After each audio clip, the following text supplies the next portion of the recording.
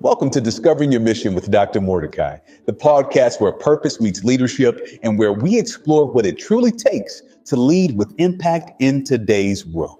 Let me ask you something. What happens when the value of higher education is questioned? Funding is uncertain and leadership is under a national spotlight. In moments like these, leadership isn't optional, it's essential. That's why today's conversation is one you cannot afford to miss. I'm joined by a national leader whose voice is shaping the future of community colleges across this country, President and CEO of the Association of Community Colleges Trustees, Jee Hang Lee. From federal policy to board governance, from workforce alignment to the future of student success, he brings a perspective that very few have the opportunity to see firsthand. This episode is brought to you by our sponsor, the EDU Ledger, a trusted voice elevating the conversations that matter most in education. Let's get into it.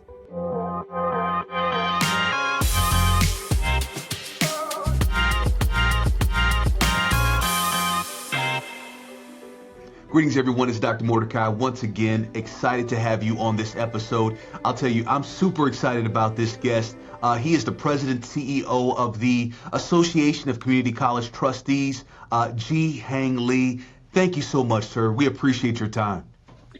Great to see you and happy to participate and to have a discussion with you today.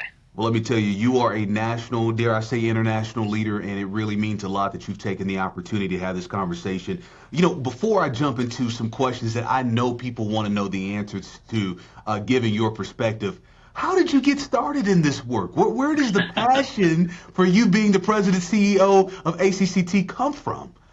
Well, that's a great question.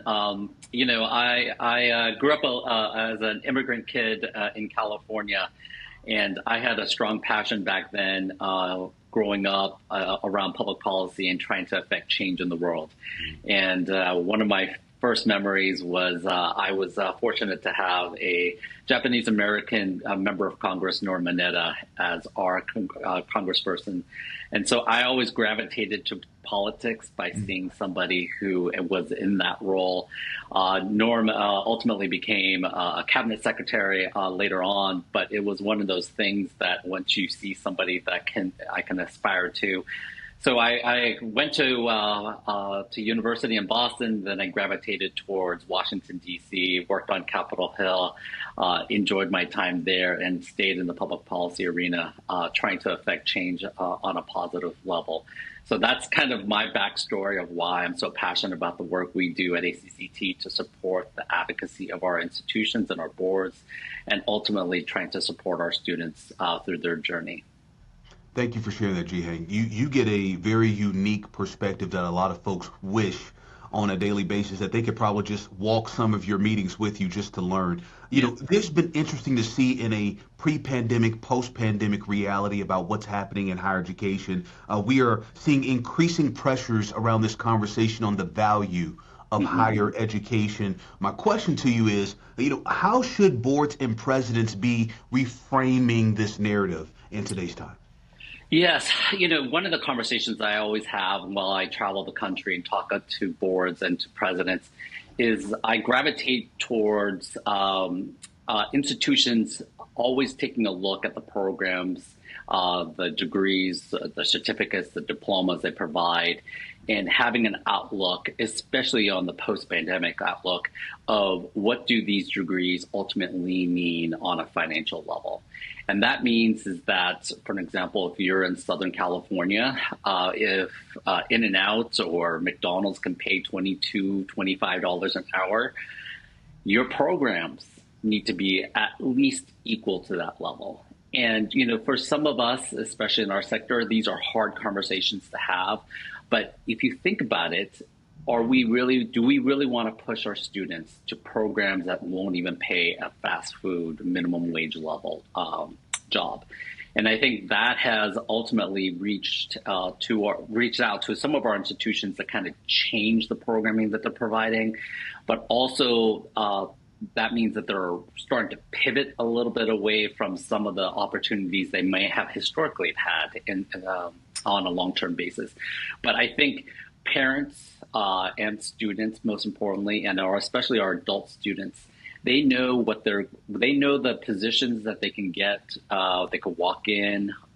They know those opportunities, and ultimately, at the end of the day, we have to do a better job of showcasing the earning potential of our position. Of our programs, and really showcase that there is substantive value for our students. And I would just note that, what we're seeing also in our sector is that our students are taking incremental steps. They're not just taking one course. They're not just taking one course and then continuing on. They might take one course. They might be coming back. And so one of the things that we have to do to increase that value is create ladders within these program offerings, because ultimately at the end of the day, one of the things that we do know is that students, and in the general population also, you go through multiple occupations, or jobs. You just don't stay in quote unquote one sector. And so providing that opportunity to build your educational platform and learning is something that we should be focusing on. Great point. I appreciate you bringing that up. These institutions that we're serving require strong infrastructure. That infrastructure, governance is a critical key component in being able to create such culture and infrastructure. My question to you now is, Jee Hang, is what are you seeing around the country in terms of what is separating high-performing boards from low-performing boards? What do we need to know? Well, I think one of the things that we try to do for our association when we talk to our members is to have them focus around three key duties. We call them the 3 Ds. One is the duty of care. The second is duty of loyalty. And 3 is the duty of obedience. It's part of our governance structure, of our governance training for all of our trustees across the country. And I think one of the things that transpires with some boards is that they start to veer a little bit, and they focus around some key aspects. They might be a one-issue trustee, and that does lead to certain complications. I would also say that one of the things that we're seeing right now is there's so much financial pressure on our institutions. If you look at states like Washington, Oregon, for an example, we're seeing some reduction in funding for the state allocations, and I think that has had a negative impact on the relationships of boards and also with their presidents. And that has culminated into, when you as a new president might step in, you might be, I would never say our colleges are flush, but you know what you're doing, you know what the funding level will be, and then all of a sudden your institutions, the state government comes in and says we're pulling resources outside, pull the rug, so to speak, and that has created some fissuring around. How do you deal with these type of shortfalls? Is it staffing? Is it some other stuff? Is it programmatic cuts? And that ultimately has brought more issues that we are watching and trying to support our boards and our presidents to work collectively together to get some type of solution together. I appreciate that. Here goes a question for all of my upcoming budding college presidents. And I tell you, it's very encouraging, but it also is very interesting to watch the shift in leadership. There's a whole slew of presidents that I've been reading about and studying for all these years. And now those individuals have either retired or are nearing retirement. So we have a whole new generation of community college presidents that are stepping into these roles.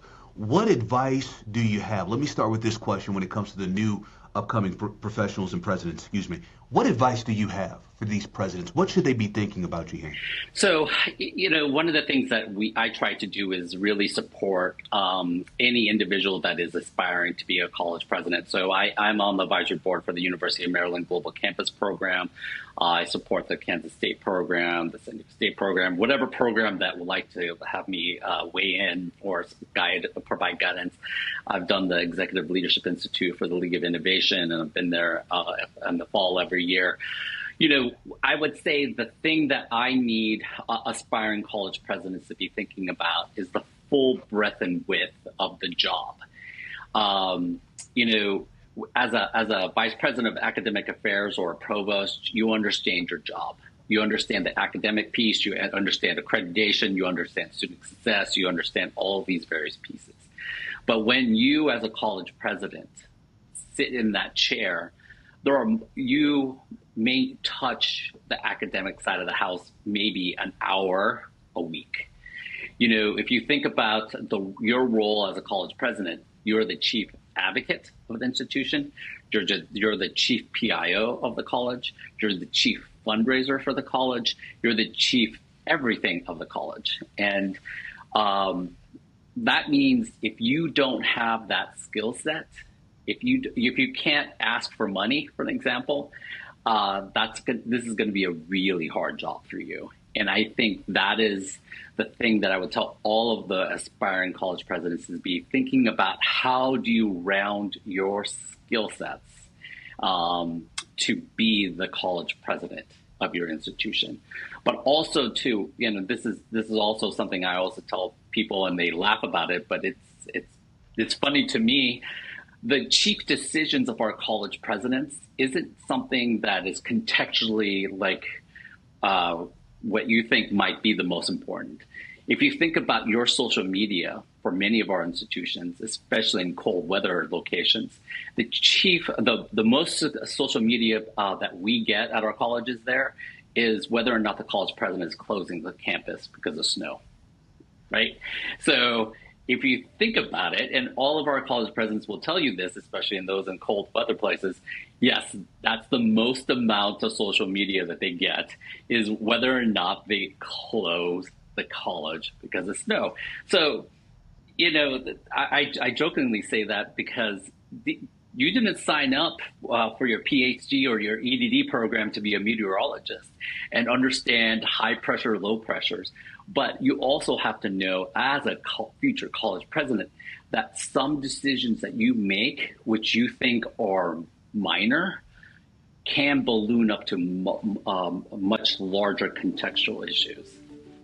This episode of Discovering Your Mission is brought to you by The EDU Ledger, a leading publication committed to advancing the conversations shaping today's higher education landscape.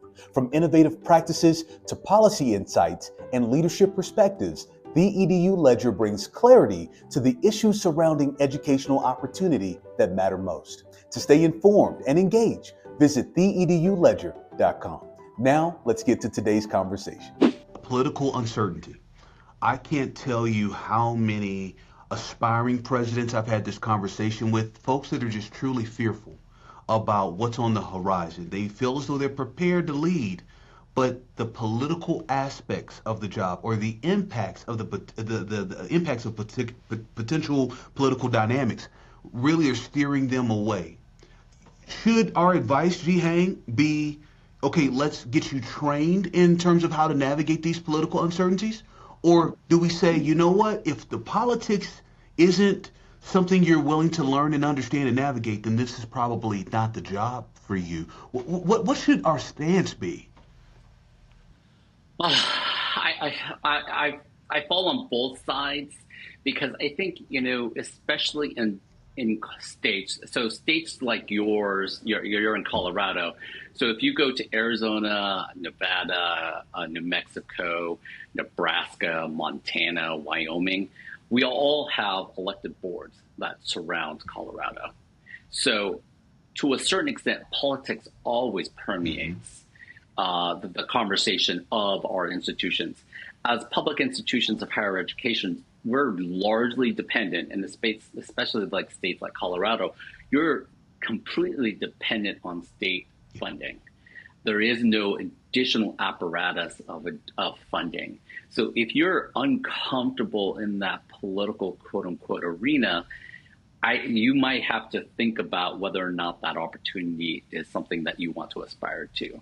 So I think, at least from my vantage point, politics has always permeated public institutions of higher education, and we need our presidents to be able to, be a flag and blow with the wind wherever the wind may take them. I would say the one thing that we are seeing, especially at the federal level, is there is some uncertainty at the federal funding level, and that is causing a lot of upheaval for some of our institutions. And I think this is where the opportunities for the president is to provide guidance and also leadership, and also seek alternative sources of resources to ultimately, if they don't, like for an example, if the funding for the MSI zone code come through, think about alternative resources that they can tap and work with their teams to mitigate some of that funding loss. You already begin to hit the nail on the head on the question I'm getting ready to ask you. We're talking political uncertainty. We're talking fiscal uncertainties. You're talking about political realities at the state level as well, how that may differ from the federal level. My question to you now is, Jee Hang, and you can expand into this, from your national vantage point, what are the most significant threats that you believe are facing community colleges over the next few years?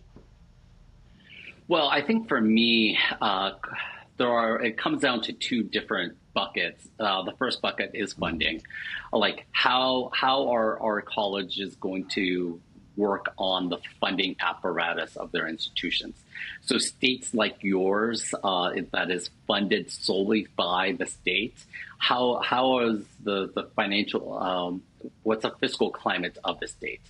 But then we also have colleges like in Nebraska. Nebraska, about 4 years ago, embarked on a process where they lost their ability to do property taxes. And in turn, the state basically told them that they would do the funding for all of the colleges within the state, even though they have elected boards.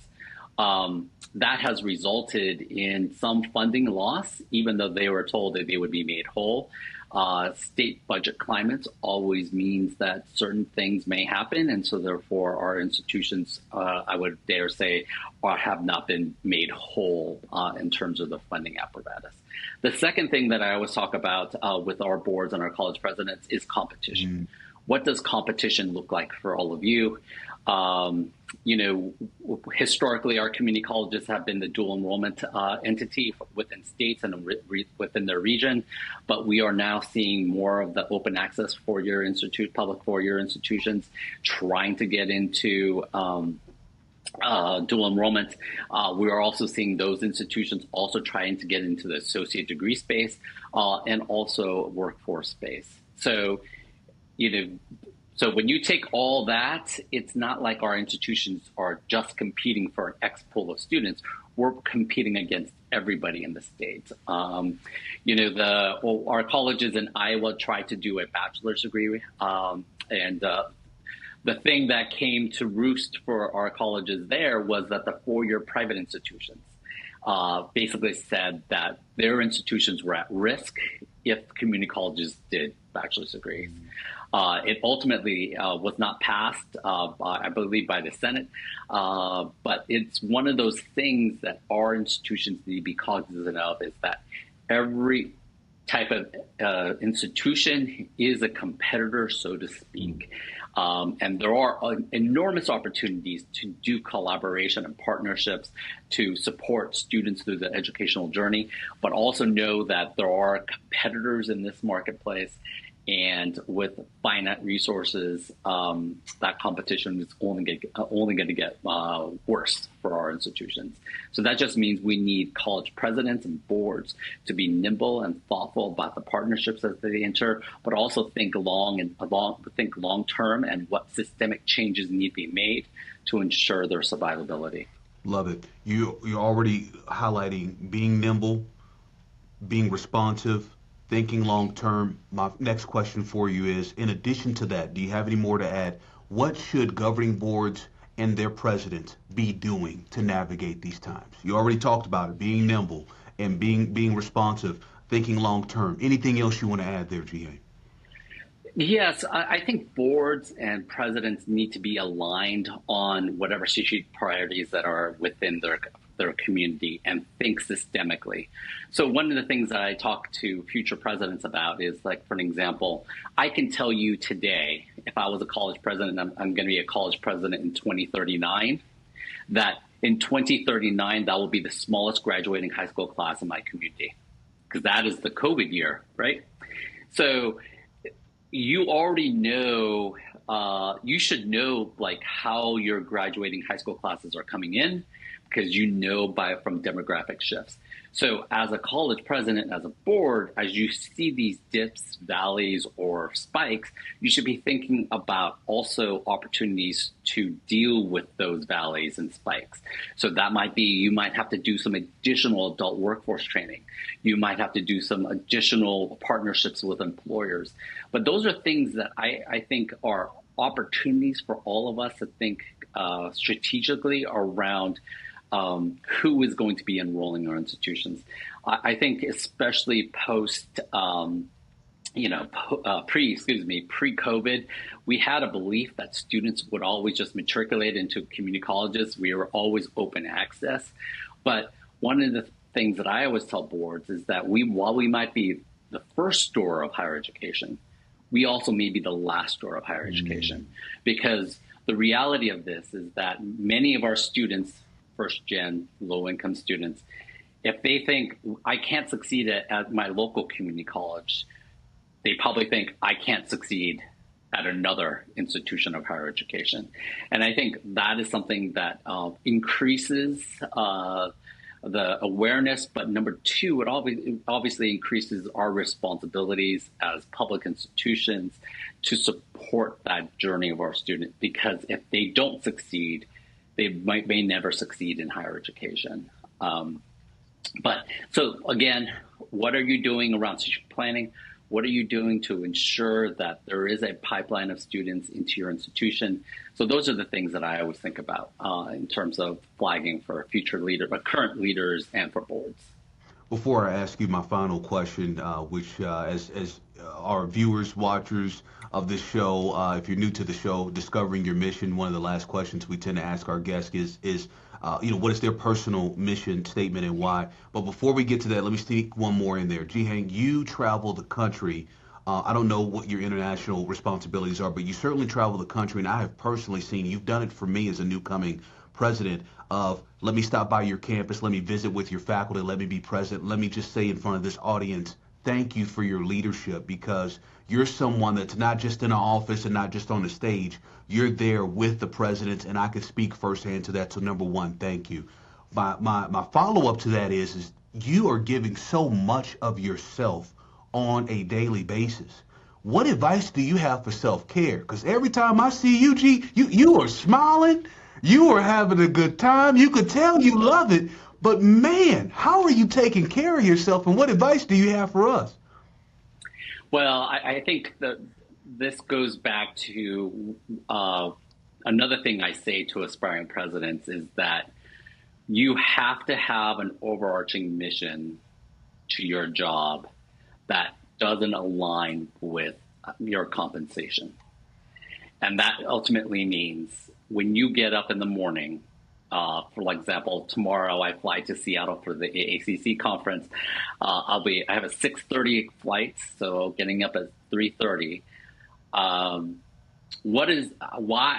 can I get up at 3:30 in the morning, roll out of bed, get dressed, put on a suit, sit on a plane, do a layover somewhere, and continuously do that? And I think that has to be something that is internal to you.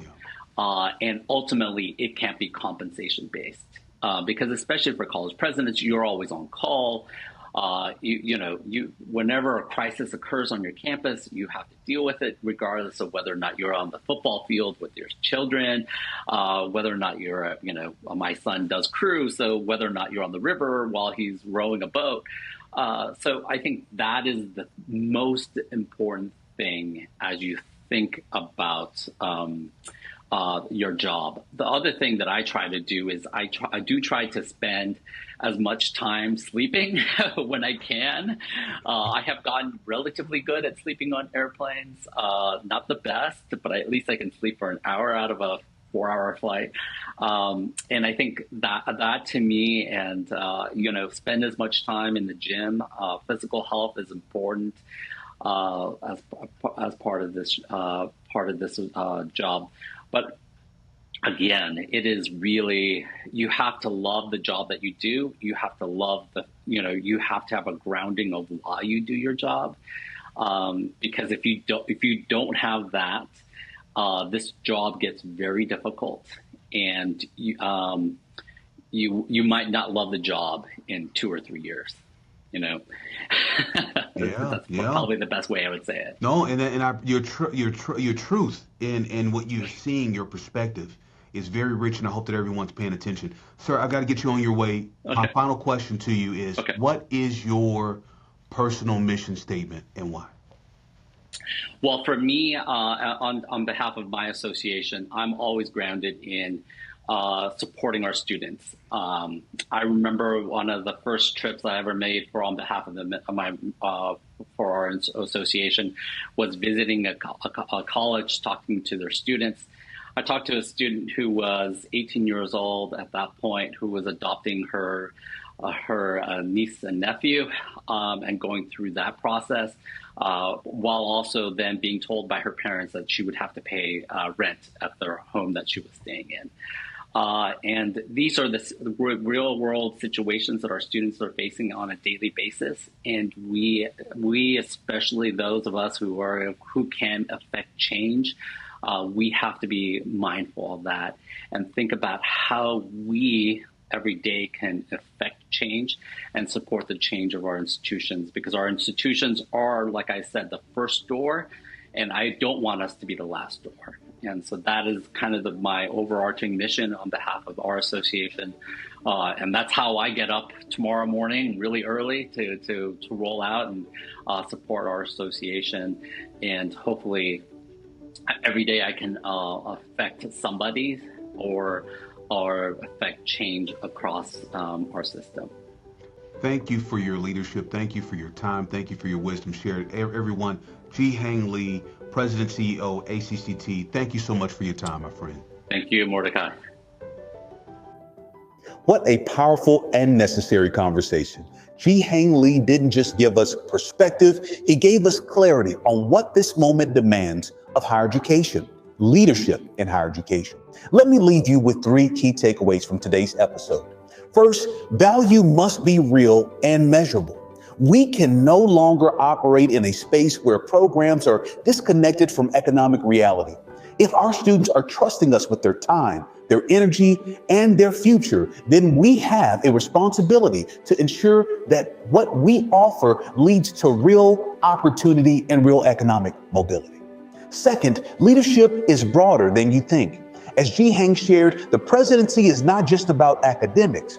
It's about advocacy, fundraising, communication, crisis management, and yes, even decisions that may seem small but carry major weight.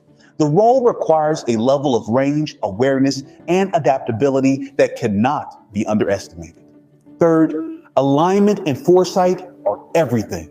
High-performing institutions are not reacting, they are anticipating. Whether it's demographic shifts, funding challenges, or competitive pressures, the leaders who will thrive are those who think systematically and move intentionally. And here's the encouragement I want to leave you with today. If you are called to lead, especially in this moment, do not be discouraged by the complexity of things. Be prepared for it. Because the truth is, leadership has never been about comfort. It has always been about calling. And if you stay grounded in your mission, if you remain committed to serving others and creating opportunity, then even in uncertain times, your leadership will matter. I want to thank our guest, Jee Hang Lee, for his leadership and for the work he is doing across the nation. And of course, thank you to our sponsor, BEDU Ledger, for continuing to support conversations that elevate and inform the field. If this episode added value to you, I encourage you to share it, reflect on it, and most importantly, apply it. And for more insights, leadership content, and resources, visit itsdrmordecai.com. Until next time, team, keep discovering your mission.